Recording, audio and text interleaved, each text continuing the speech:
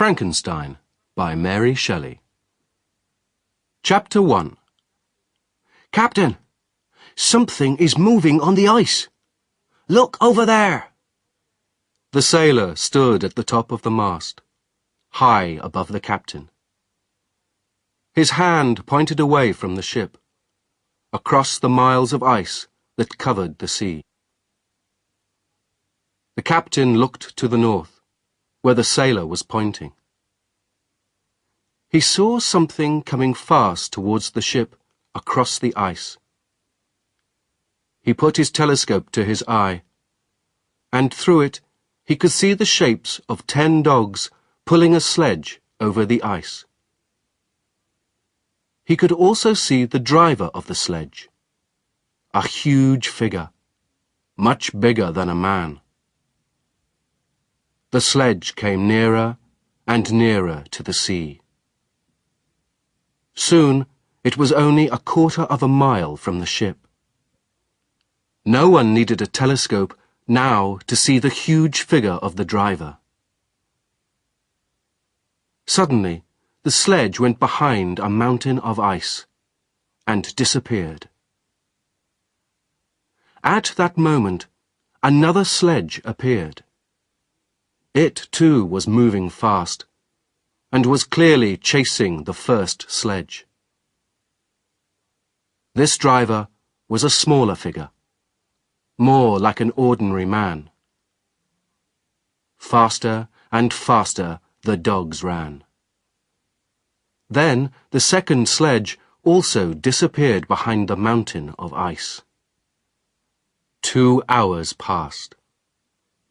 The sledges did not appear again. Nothing moved on the ice. Soon night came, and in the night there was a storm. In the morning, the sailors saw that great pieces of ice were floating round the ship. Suddenly, the sailor on the mast shouted again, "Captain, I can see a man on the ice." The sailor was pointing to a piece of ice that was floating near the ship. A man was sitting on the ice, and near him was a broken sledge. The man was nearly dead from cold and could not walk. The sailors carried him carefully onto the ship and took him to the captain, who said, "Welcome to my ship. I am the captain, and my name is Robert Walton." "Thank you, Captain Walton," the man said. "My name is Frankenstein. Victor Frankenstein." Then he fainted and said no more. 2 days passed before the man was strong enough to talk, and then the captain asked him to tell his story. "I am trying to catch someone," said Frankenstein. "That is why I have come so far north on the ice." "We saw you following someone," the captain said. "He was huge, much bigger than a man. We saw his sledge just in front of you on the night before the storm." "I am pleased you all saw that huge figure," Frankenstein said. "Perhaps that will help you to believe my story." During the days, while the captain worked on the ship, Frankenstein wrote down his story, and each evening he read what he had written to the captain. Here is Victor Frankenstein's story. Chapter 2. Victor Frankenstein's story begins. I was born in Switzerland, in the town of Geneva. My parents loved each other very much, and I learned from the example of their love. I learned that to love and to be patient are the most important things in the world. My mother hoped to have a daughter after I was born, but for 5 years I was the only child. And then my mother found a sister for me. She was helping a family in which there were 5 children. They were very poor, and the children were thin and hungry. One of the children was a little girl, with golden hair and blue eyes. Her name was Elizabeth. My mother took the little girl into our family, and Elizabeth became the daughter that my mother had always wanted. As I grew older, my love for Elizabeth became stronger all the time. Later, my mother had 2 other sons, Ernest and William. A young woman called Justine came to live in the house to help my mother with the children. We loved her as much as she loved us. The years passed happily, and we had everything that we needed. At school, I met another very fine person. His name was Henry Clerval, and he was very clever. My family also liked him very much, so he was a welcome visitor to our house. I studied very hard at school. I wanted to know the secrets of life, and, most of all, I wanted to know how to make living things. I read all the books that I could find. One day, something happened that added a new idea to the ideas that I already had. I was 15 at the time, and we were on holiday in the mountains. There was a wild storm, and with it came the most frightening thunder and lightning that I have ever seen in my life. About 20 meters in front of our house was a great tree. Suddenly, a huge fork of lightning hit the tree. After a few seconds, there was nothing left of it except a black piece of wood 2 meters high. The lightning had destroyed it. I saw how strong electricity was. I began to read all the books that I could find about electricity and its terrible power. Chapter 3. For 17 years, my life was very happy. Then, the first sad thing happened. My mother became very ill, and soon she knew that she was dying. Just before she died, she asked Elizabeth and me to go to her room. She held our hands and said, "My children, I am very happy because you love each other, and because one day you will get married. Everyone in the family loves you, Elizabeth. Will you take my place in the family, my dear? I can die happy if you will look after them when I have gone." My mother died, and we were very sad, because we loved her dearly. Elizabeth was brave and helped us. Her sweet smile gave us some happiness in the unhappy days after my mother's death. The time came for me to go to university. I did not want to leave my sad family, but we all knew that I should go. It was hard to leave too, because the parents of my good friend Henry Clerval would not let him go to university with me. And so I had to go alone.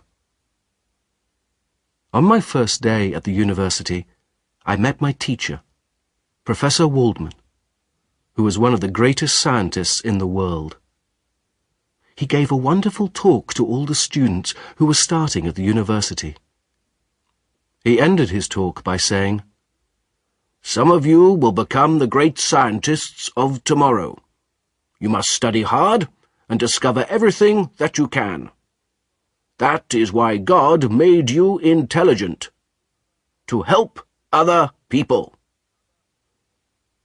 After the professor's talk, I thought very carefully. I remembered the storm when I was 15. I remembered how the lightning had destroyed the tree.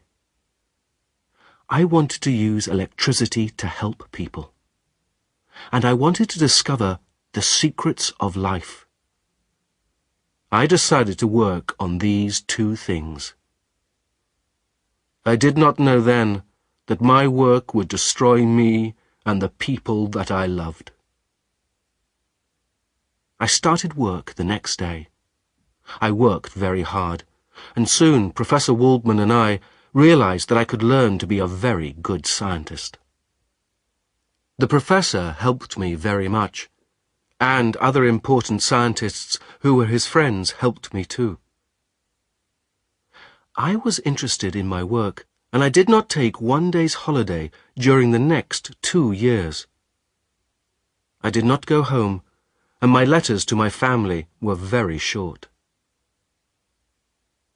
After 2 years, I had discovered many things, and I built a scientific machine that was better than anything in the university. My machine would help me answer the most important question of all. How does life begin?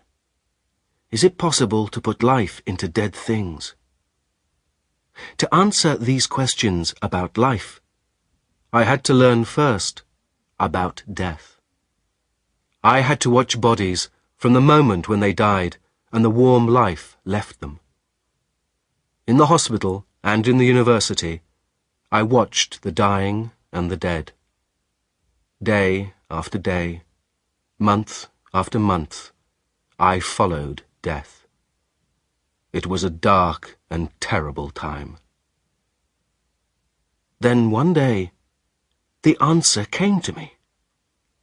Suddenly, I was sure that I knew the secret of life. I knew that I could put life into a body that was not alive. I worked harder and harder now.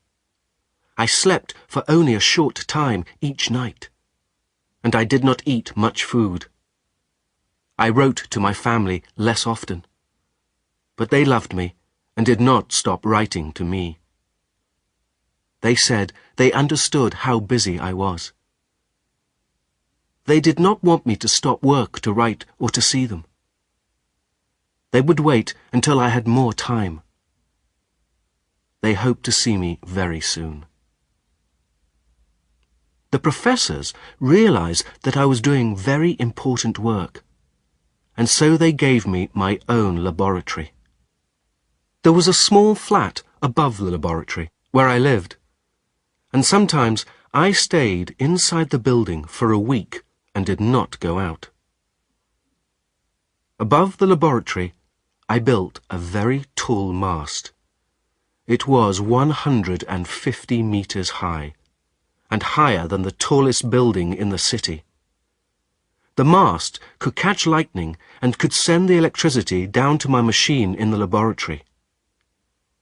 I had never forgotten the lightning that had destroyed the tree. There had been so much power in the electricity of that lightning. I believed I could use that electricity to give life to things that were dead. I will say no more than that. The secret of my machine must die with me. I was a very clever scientist, but I did not realize then what a terrible mistake I was making. Chapter 4. In my laboratory, I made a body. I bought or stole all the pieces of human body that I needed, and slowly and carefully I put them all together. I did not let anybody enter my laboratory or my flat while I was doing this awful work. I was afraid to tell anybody my terrible secret. I had wanted to make a beautiful man, but the face of the creature was horrible.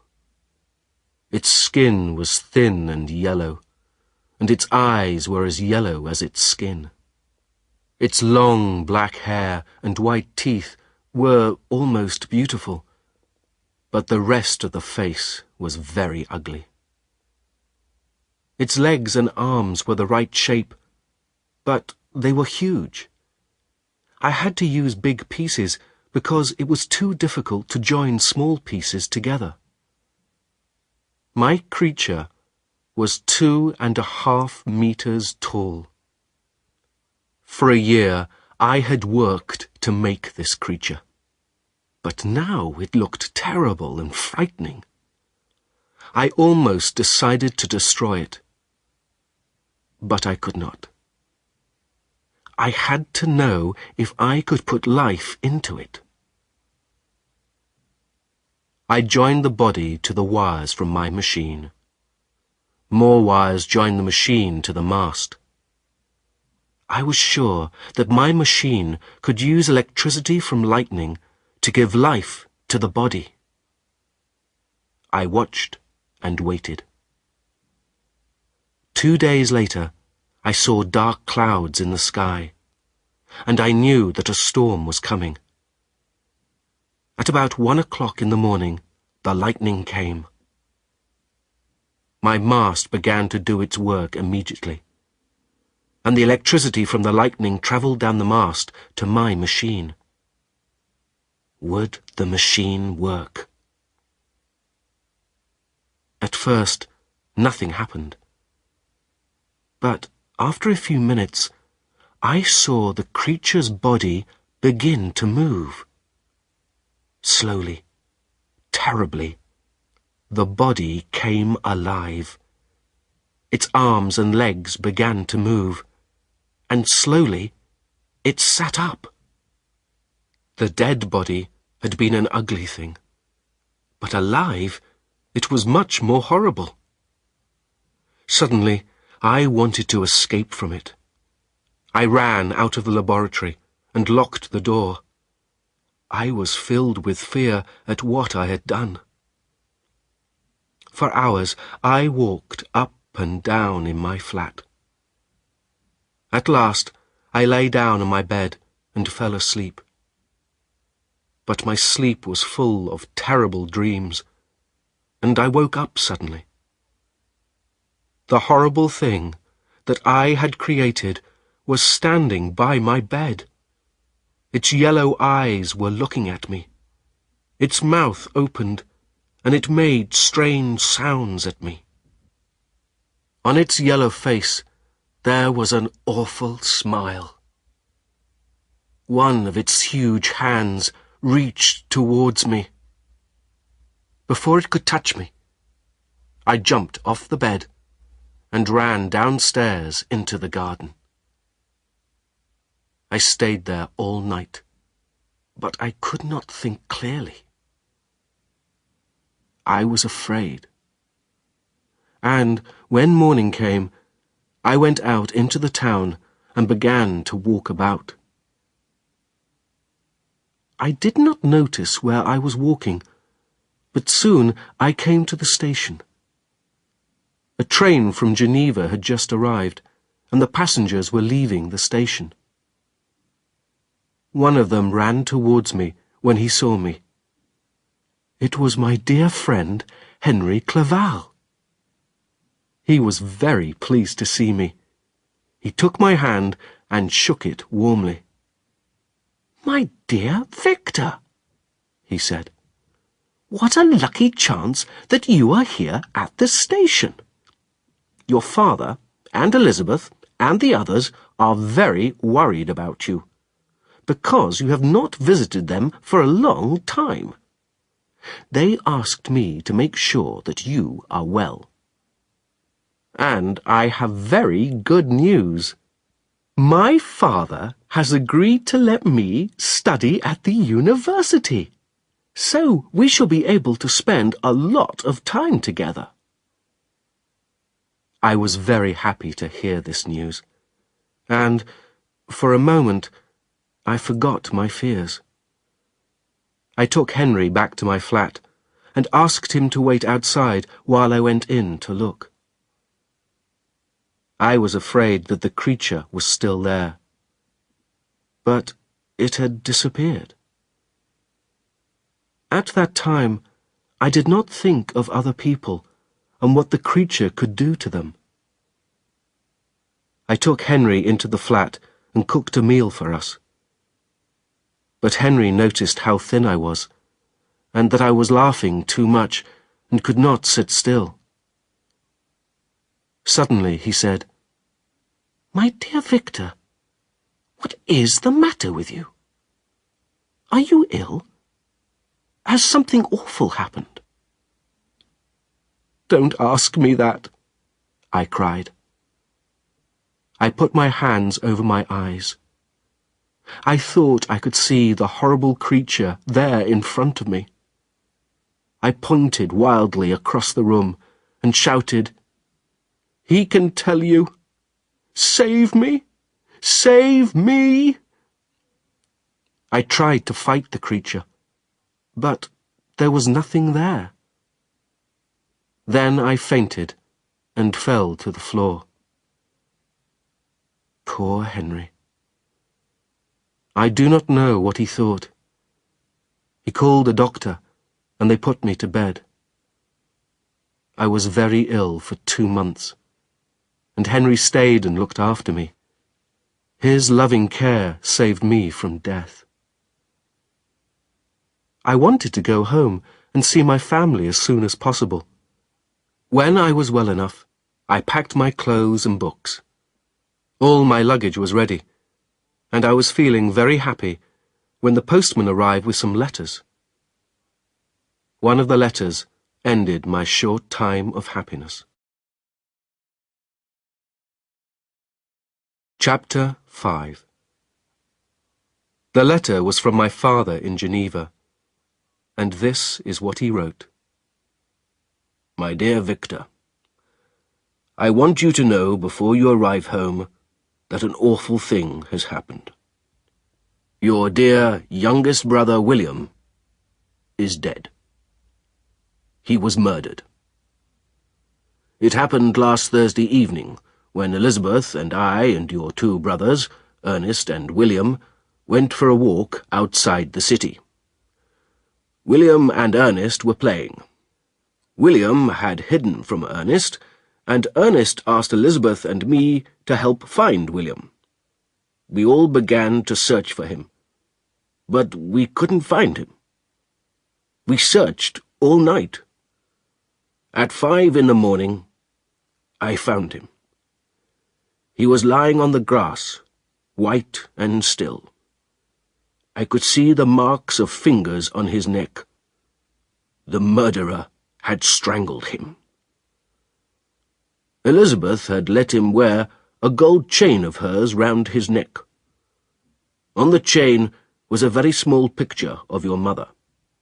We all think that someone murdered William to steal the gold chain. Poor Elizabeth is terribly unhappy at William's death. She thinks he died because she let him wear the chain. Hurry home, my dear Victor. You are the only one who can help Elizabeth, and we all need you. With all our love, your father. Henry helped me to catch the train. The journey seemed very long, and it was late at night before the train reached Geneva. I decided to spend the night in a village outside the town and go home early in the morning. I wanted to see the place where William had died. As I started my walk, a storm broke, and lightning lit the sky. The police had put posts round the place where the murderer had strangled William, so I found it easily. I cried sadly as I stood there. My poor brother had been a kind and happy boy, and we had all loved him. Again the lightning lit the sky, and I saw a huge figure standing in the rain. When I saw it, I knew at once what it was. It was the creature that I had made. What was he doing there? But although I asked myself the question, I knew the answer. He had murdered my brother. I was sure that I was right. I decided to try and catch him. But as I moved, he ran towards the mountains. He ran much faster than any man. He climbed the mountain easily, reached the top, and disappeared. I stood there in the dark and the rain, and knew that I had created a monster. And he had murdered my brother. Chapter 6. At first, I decided to tell the police my story. But would they believe me? I had been very ill. When the police learnt about my illness, they would think the monster was just one of my bad dreams. I decided that I could not tell anybody. I went home to my family, and they were very pleased to see me. Then they told me that the police had found the murderer. Perhaps you will think that this was good news, but I have not told you who the police had arrested. As I went into the house, I noticed that one person did not come to meet me. It was Justine, the young woman who had looked after the children and who was like a sister to us. And it was Justine that the police had arrested. A few days after the murder, the police had searched the house and had found the gold chain in Justine's coat pocket. Everyone in the family knew that Justine had not murdered William. I knew who the murderer was, but I could not tell anyone. We were sure that Justine would be free after the trial, because nobody could believe that she was a murderer. But we were wrong. The trial did not go well for Justine. There were a number of strange facts that were difficult to explain, and the judge decided that she was the murderer. The punishment for murder was death. We argued and cried. We said she could not murder anyone. But nothing could change the judge's order. So I got up early and went to the judge's house and told him about the monster. He did not believe me. He thought I was lying in order to save Justine's life. In the prison, Justine waited quietly for death. We spent many hours with her, and she spoke calmly and kindly to us. She was happy because we believed that she had not killed William. And she was almost looking forward to death, because then she would be with William and our dear mother in a place of peace. Her love and gentleness added to my great unhappiness. I knew she was going to die because of me. I knew my brother had died because of me. I had brought nothing but sadness and misery to my family. I took a boat and went out on Lake Geneva. Why didn't I end my life then? Two things stopped me. My father was old, and another death would probably kill him. And I had to stay alive, to keep my family safe from the monster. Fear for my family and hate for my monster were with me day and night. I became ill again, and Elizabeth's love could not help me. I needed to escape for a while, to leave my unhappiness behind me. So I went to walk alone in the Alps. I hoped the wild beauty of the mountains would help me. Slowly, I became calmer among the beautiful mountains. I learnt to sleep again, and for days I did not see anybody. Then one morning, I saw a figure coming towards me, faster than any man could go.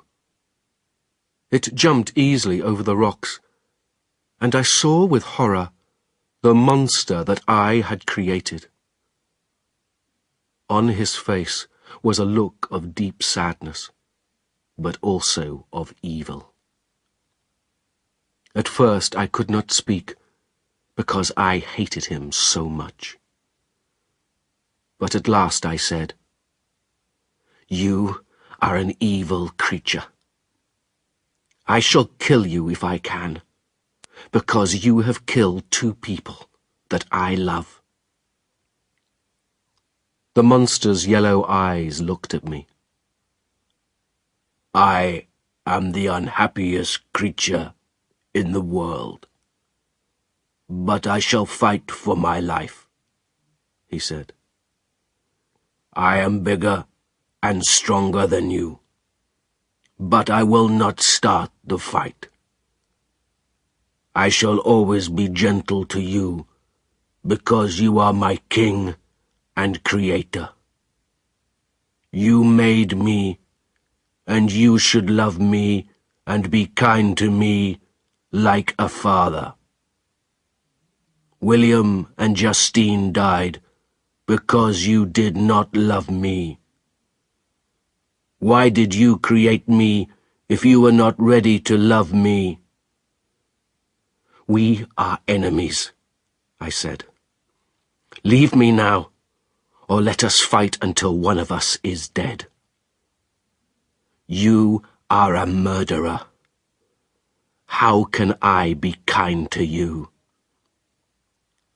"You say I am a murderer," the monster said. "But you want to kill your own creature. Isn't that wrong, too?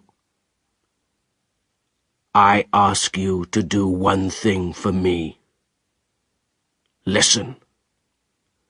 Come with me to a warmer place and listen to my story. Then you can decide." I thought carefully about what he had said. It was true that I had given him life, but I had not given him love. I decided to go with him and listen to his story. He took me to a mountain hut where he lit a fire. We sat down by the fire, and he began to tell me his story. Chapter 7. The Monster's Story. After I left the laboratory, I escaped into the country outside the town. I soon felt hungry and thirsty, and my first food was fruit, which I found on some trees near a river. I drank from the river, and then lay down and went to sleep. At first, my eyes and ears did not work very well, but after a while I began to see and hear clearly. One day, snow began to fall. Of course, I had never walked in snow before, and I found that it made my feet very cold. I realized that I needed food and a place to get warm. Soon, I saw a small hut where an old man was cooking his breakfast over a fire. When the old man saw me, he shouted loudly and ran away as fast as he could.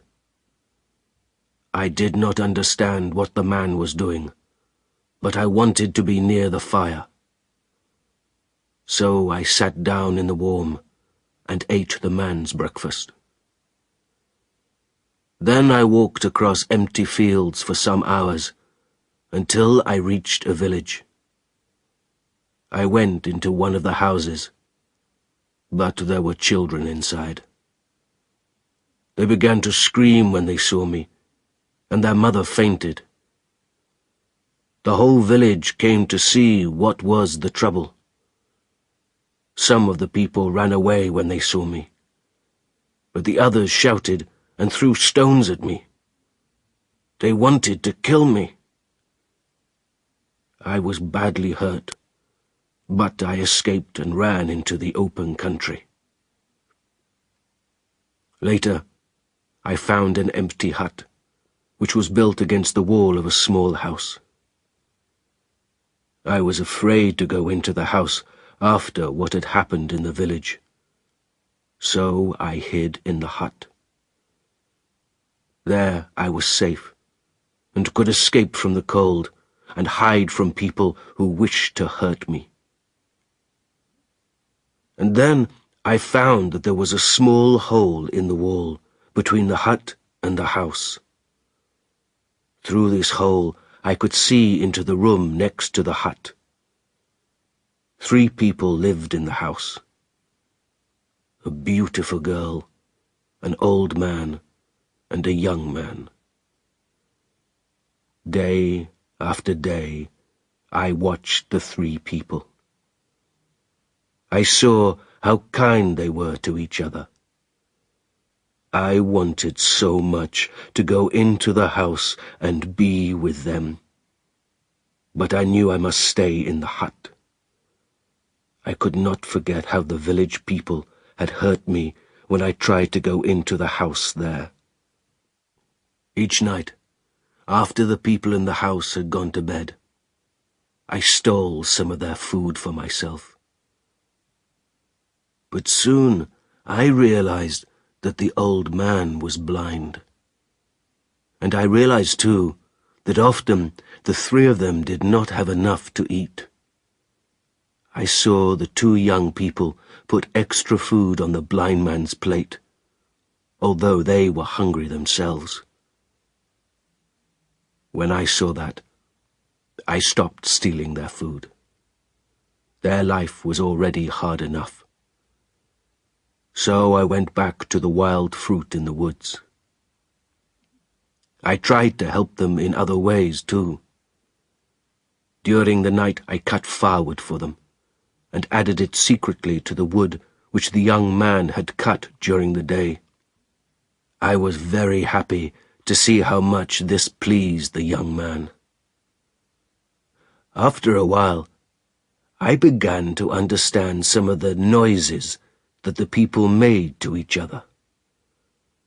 The first words that I understood were words like fire and bread. I also learned that the 3 people called each other by names. The girl was Agatha, the young man was Felix, and the old man was called Father. I tried to make the noises that they made, and slowly I began to speak. The 2 young people were very beautiful. One day I saw my own face in the water of the river. It was a terrible face. I understood why people were frightened, why they shouted and threw stones. I knew then that I could not let these beautiful people see me. They would be frightened by my horrible face and body. Summer was coming, and I continued to watch and learn. I also continued to help the 2 people and their father, and did many jobs for them in the night. They were always surprised in the morning when they saw what I had done. I heard them talk about the good creature who did these wonderful things. But the family were often sad, and I wished I could make them happy.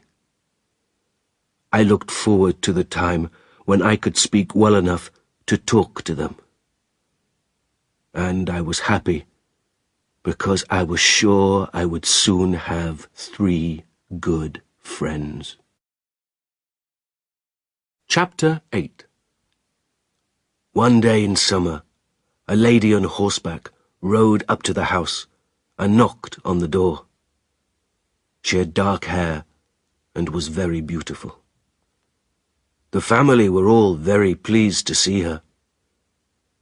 I soon learned that her name was Sophie. She could not speak the family's language, and each evening Felix taught her some words. This was a very great help to me, because I was able to learn the meaning of many words that I had not been able to understand before. Felix taught Sophie from books about what had happened in the world in the past.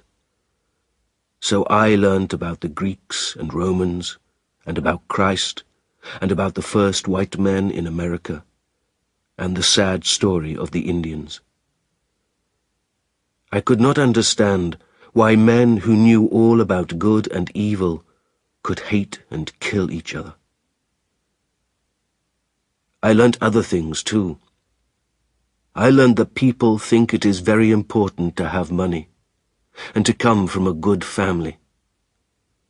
I learnt of the love between mother and father and child. And I realized that I had no family. The more I learnt, the more I thought, and the more unhappy I became. Soon I discovered who Sophie was. The two families had met in France after Sophie and her father arrived there from Turkey, their own country. Sophie's father was put in prison by the French, but Felix and his father had helped him to escape and leave France. When the French discovered this, Felix and his family lost all their lands and money and had to leave France forever. Now I knew why they were so sad and why they were poor. But that was not all. Sophie and Felix loved each other, and Sophie's father had promised that they could marry. Then, when he learnt that Felix had lost all his money, he broke his promise. But Sophie loved Felix very much. So she took some money and escaped from her father to search for Felix. I had learned to love these good people, and I could not wait another day to introduce myself. I decided to speak first to the father, because he was blind, and would not be frightened by my terrible face and body. One day, the three young people went for a walk while the old man rested. When they had gone, I went to the door of the house and knocked on it. The old man told me to enter and to sit down. "Thank you," I said. "I am a traveller, and I'm tired and sad. I have no family or friends. The people that I want to have as my friends have never seen me. If they don't take me into their home, I shall be alone in the world." "Don't be so sad," the old man said. "You will find that the hearts of men are full of love. If these friends are good people, they will welcome you." "They are kind, and the best people in the world," I said. "But when they meet me, they may not see a kind creature who has helped them. Instead, they may see a monster, and they will hate me." "That mustn't happen," the old man said. "My family and I have had our difficult times, and we'll help you." "You are a very good man," I said, "and if you help me, I shall be able to live with my friends and enjoy their love." At that moment, I heard the young people returning from their walk. I caught the old man's hand and cried, "Now is the time. Save me and help me. You and your family are the friends that I am talking about." Then the door opened, and in came Felix, Sophie and Agatha. Their faces were filled with horror and fear when they saw me. Agatha fainted, and Sophie ran out of the house. Felix ran forward and pulled me away from his father.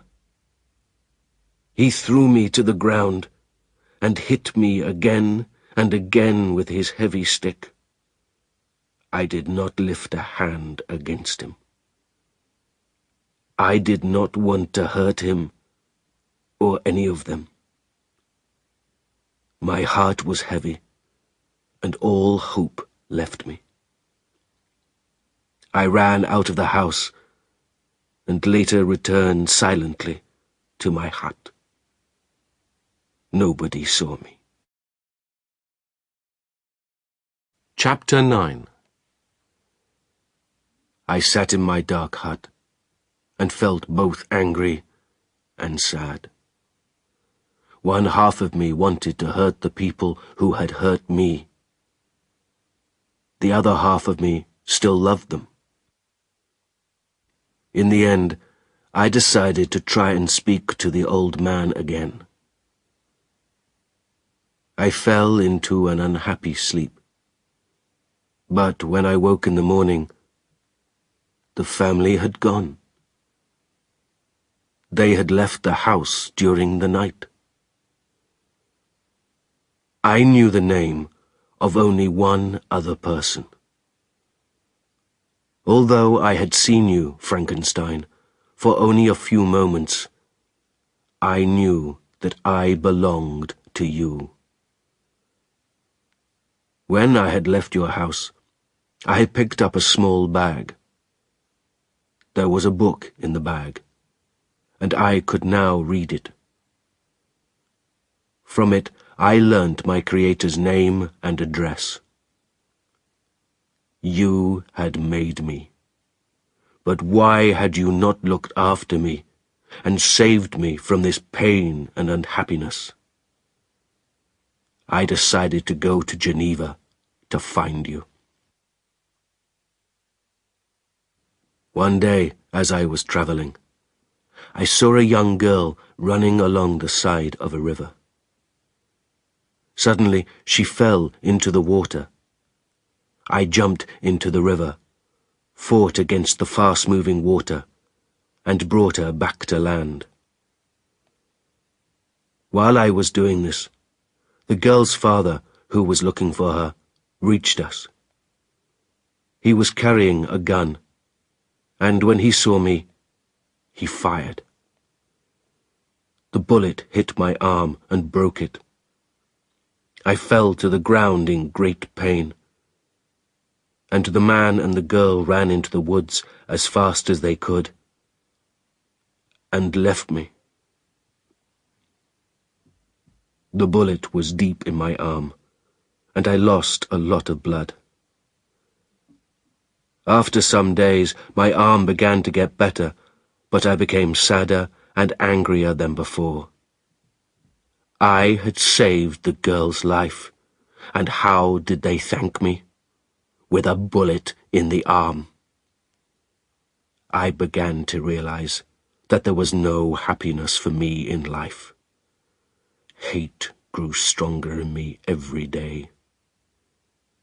Hate for you, my Creator, who had made me.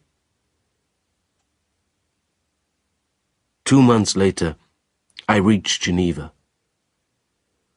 That evening, I hid among some trees outside the town and went to sleep. But I woke when a little boy ran into my hiding place. I thought I would catch the child and make him my friend before he was old enough to be frightened of my terrible face. I caught the little boy. But when the child saw me, he covered his eyes with his hands and screamed loudly. "Let me go, you monster!" the child shouted. "Let me go, or I will tell my father, Mr. Frankenstein. He will call the police, and they'll punish you." "Frankenstein," I shouted, "you belong to my enemy. the man that I want to hurt."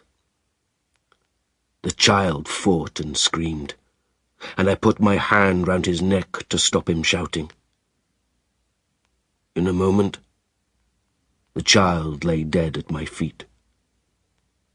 I looked down at his body and was pleased with what I had done. I knew that the death of this child would hurt you, Victor Frankenstein, my creator. Then I saw something bright round the child's neck. It was a gold chain, and on the end of it was a picture of a very beautiful woman. I knew that a beautiful woman would never smile at me, and I wanted to run into Geneva and kill as many people as I could. But I stopped myself and went to look for another hiding place. Soon I found a hut, which seemed to be empty. But when I entered, I saw a pretty young woman asleep on the floor. I hated her because she was pretty. So I put the gold chain into one of her pockets, and then, before she could wake up, I ran away. I knew the police would think that she had killed the little boy. Chapter 10. Victor Frankenstein continues his story. The monster finished telling me his story, and then he said, "I am alone and miserable. Only someone as ugly as I am could love me. You must make another creature like me, a woman monster, to be my wife." "I shall never make another creature like you," I shouted. "You have done enough evil on your own."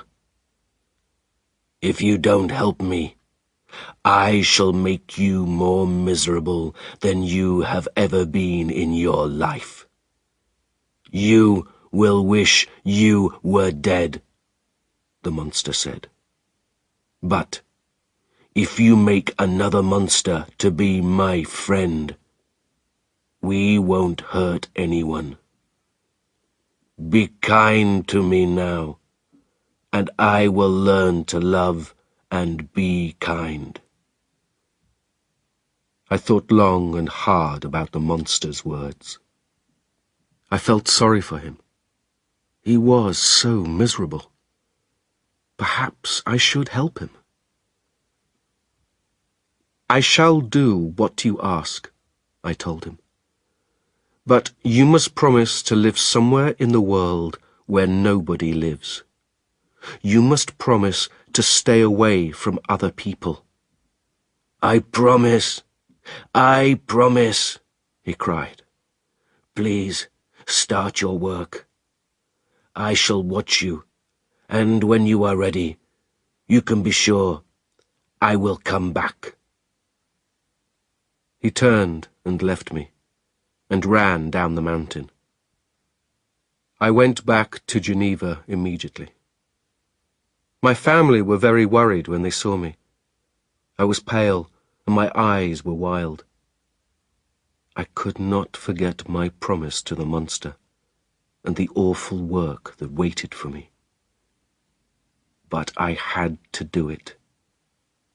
It was the only way to keep my family safe. Safe from his murdering hands around their necks.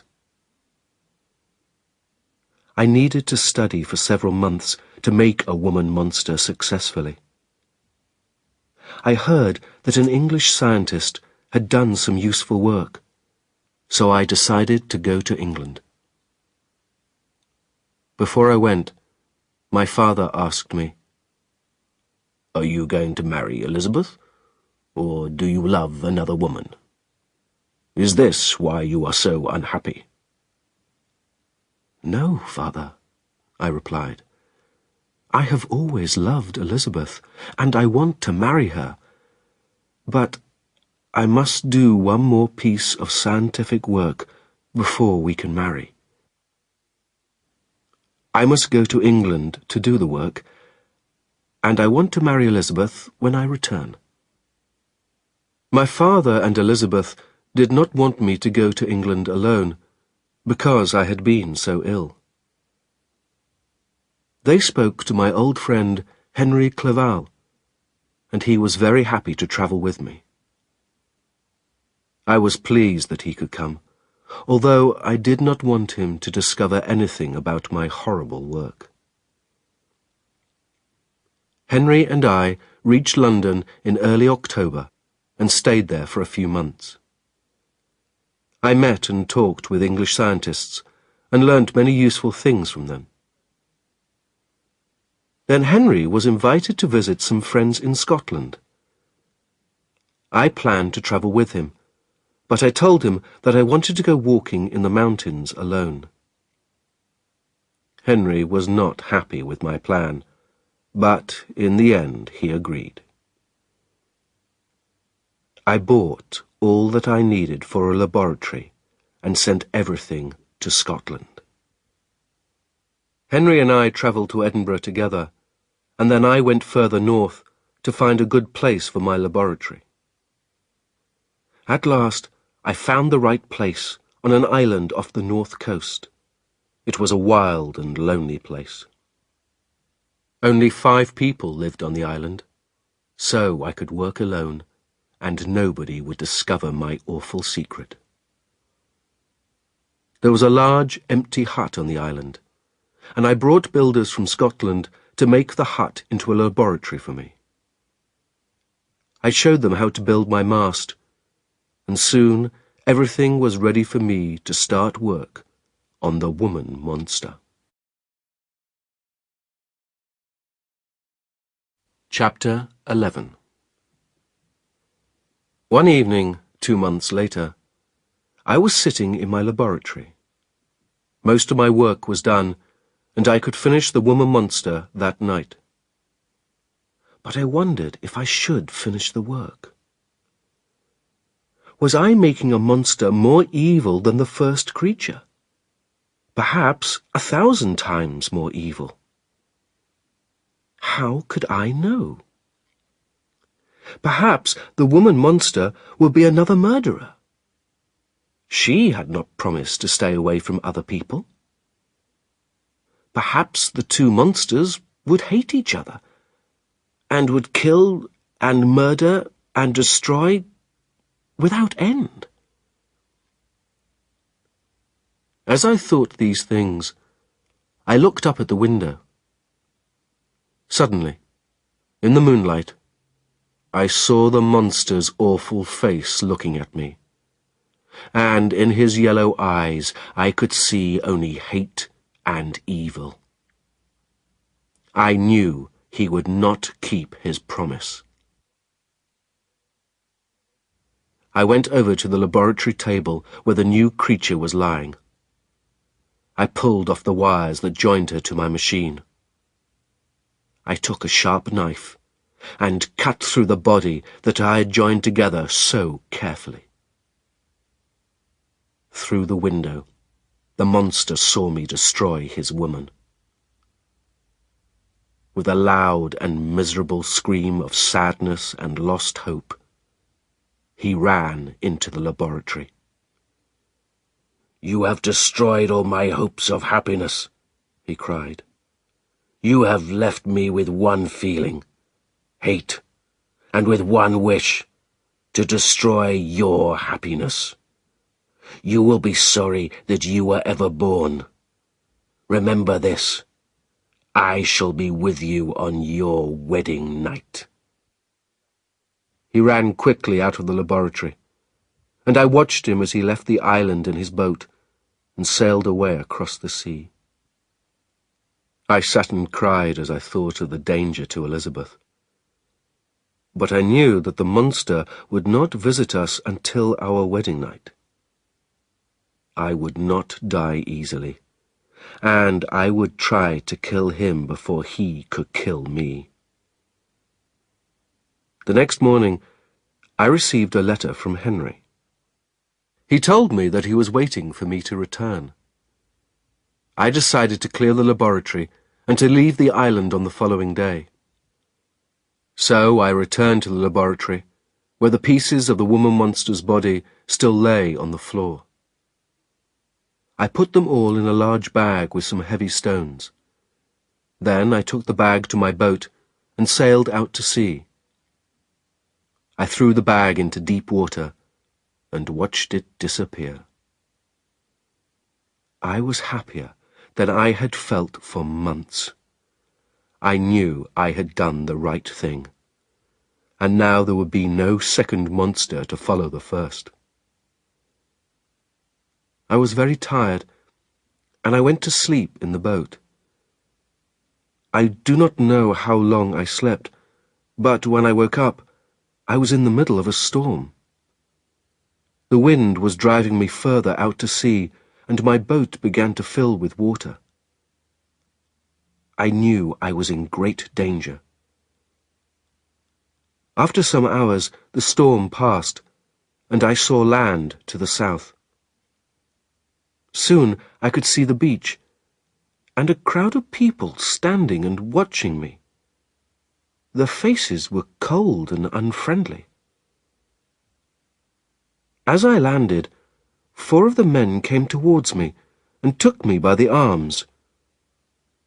"We are taking you to Mr. Cohen, the judge. He wants to ask you some questions about the murder of a man here last night," one of the men told me. I was sad to hear of the murder, but I did not worry about it. I had been far away at the time and knew nothing about any murder.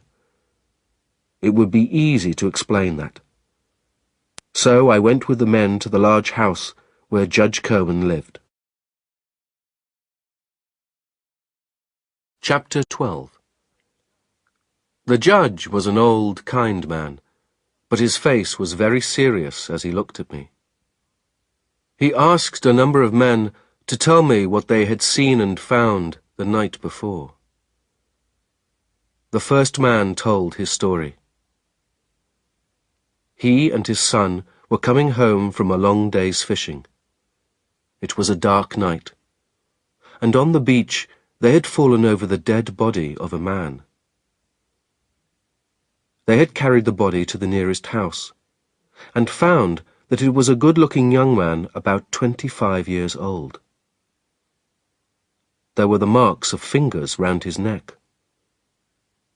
When they spoke of the marks of fingers, I remembered the murder of my brother, and I felt a terrible fear. The son then told his story. He had seen a boat with a man in it not far from the beach. He thought it was my boat. A woman had also seen a man in a boat sailing away from the beach. She thought I was the man. Then I was taken to the room where the dead body lay. How can I tell you what I felt when I saw the body? I put my arms round it and cried, "What have I done? My friend, my dear friend." The body was Henry Clerval's, and so now I had destroyed another person. This third death was too much for me. I fell down in a kind of madness, and they had to carry me from the room. For 2 months I was very ill, and wished only to die. But slowly my madness left me, and my health began to return. At last I was able to speak to Judge Cohen, and I asked for news of my family. "There is someone here who can answer your question better than I can," he said. "Your father arrived a few minutes ago and is waiting to see you." For the first time since Henry's death, I felt some happiness. I held out my hands to my father as he came into the room, and he took me in his arms. He gave me the good news that Elizabeth and Ernest were safe and well. I was really too ill to travel, but I asked my father to take me home immediately. The police had found somebody who had seen me on my island at the time of the murder, and so the judge let me go free. My father looked after me on the long journey home, and sat with me for every minute. Night after night while I was asleep, I shouted that I was the murderer of William, Justine, and Henry. My father asked me why I said these awful things. I wanted to answer his question, but I could not tell him my terrible secret. He thought that I was still a little mad. We stayed for a few days in Paris on the way home, and Elizabeth wrote to me at our hotel. This is what her letter said. My dearest Victor, I am so happy to know that you will soon be home. But I am afraid that Henry's death is not the only reason for your sadness. Do you still want to marry me, or do you love another woman? You must tell me. I love you, Victor, and I dream of the day when I shall be your wife. But I do not want you to marry me just because your parents wanted it. I can only be happy if you are happy. Do not answer this letter. Wait until you arrive before you give me your answer. But if you are well, and if I can make you smile, I need nothing more to make me happy. With all my love, Elizabeth. I replied immediately. I told her that I loved her very much and wanted to marry her. I remembered the monster's promise to be with me on the night of my wedding. Let him come. We would fight to the death on that night. And after that fight, I would either be dead and at peace, or alive and free. Free to be happy with Elizabeth. We arrived in Geneva soon after my letter had reached Elizabeth. It was wonderful to see her again. She ran into my arms, and I held her close. She cried when she saw how thin and old I looked. She, too, was thinner, because she had worried about me so much. But her gentleness and her love made her as beautiful as ever. We agreed that the wedding would be in 10 days' time. As the day came nearer, I became more and more afraid. I tried to hide my fear, and laughed and smiled as often as I could. Elizabeth knew that I was unhappy, but she was sure she could give me happiness. She looked forward to our wedding. I began to carry a gun and a knife with me everywhere I went. Chapter 13. After the wedding, a large number of our friends came to a party at our house. When the party had started, Elizabeth and I said goodbye and left for our honeymoon. We travelled first by boat and planned to spend the night at a hotel on the other side of the lake. The mountains and the lake were calm and beautiful, and at last Elizabeth and I were together. For the first time for months, and for the last time ever, I enjoyed the feeling of happiness. In the evening, the wind became stronger, and soon a great storm broke above us. Every noise frightened me, and I kept my hand on my gun under my coat. I saw the monster in every shadow. Suddenly, I realized how terrible the fight would be for Elizabeth. I asked her to go to bed, and I decided to search for the monster. I planned to join her when I was sure he was not in or around the hotel. Elizabeth left me, and I searched every corner of the hotel, every dark doorway and staircase.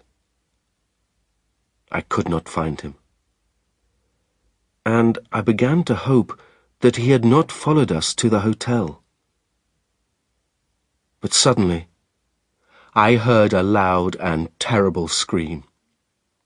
It came from our room. Then, too late, I understood. The monster had promised to be with me on my wedding night, but he had not planned to kill me. The scream came again, and I ran to our room. Why did I not die there and then? On the bed, Elizabeth lay still, in the cold sleep of death. I took her in my arms and saw the marks of the murderer's fingers on her neck. Other people in the hotel had heard the screams and came into our room. I sent one of them to call the police. The others left me alone with my misery. I held Elizabeth close, and as I held her, I saw the monster watching me through the open window of the room. There was an evil laugh on his face. I pulled my gun from my coat and fired at him. I missed, and he ran from the window and jumped into the lake. The other people heard the noise of the shot and came back into the room. I showed them the place where the monster had jumped into the lake. We searched the edge of the lake, but we could not find him. I returned to our room and lay on the bed next to my dear wife. Suddenly, I had another terrible thought. At this very moment, perhaps my father was fighting the monster, with Ernest dead at his feet. I left the hotel and returned to Geneva as fast as I could. My father and Ernest were safe, but the awful news of Elizabeth's death killed my father. He had loved Elizabeth dearly. He became ill, and, after a few days, he died in my arms. So the evil monster had brought unhappiness and death to a dear old man who had never hurt anybody. I do not know what happened next. I think I left the real world and entered a dangerous world of dreams and madness. Later I found that they had put me in prison because of my madness. After many months, they let me free. I had only one wish: to find and kill the monster. Chapter 14. I decided to leave Geneva forever. I took all the money that I needed and left the town. Before I left, I went to visit the place where William, Elizabeth, and my father lay at rest.